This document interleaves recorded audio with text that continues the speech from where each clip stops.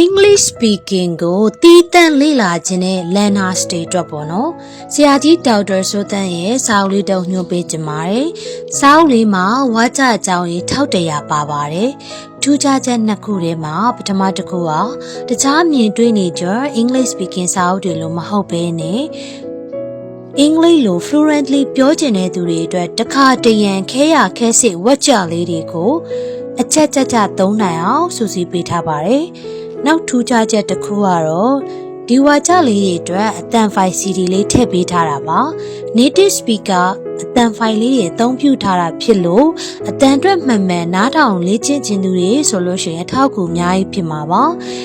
တကယ်လို့ CD နဲ့မဖွင့်ချင်ရင် YouTube မှာလည်းဆရာကြီးက audio လေးတွေ sharing လုပ်ပေးချပါတယ်ဘလို့လေ့လာကြမှာတော့ပထမဆုံးစာအုပ်ကိုမကြည့်သေးဘဲနဲ့ audio တွေက conversation လေးတစ်ကြောင်းနားထောင်မယ်ချရေးမယ်ပြီးရင်စာအုပ်လေးနဲ့ဖွင့်ပြီးတိုက်ပါမယ်လိုအပ်တာလေးတွေကိုပြင်မယ်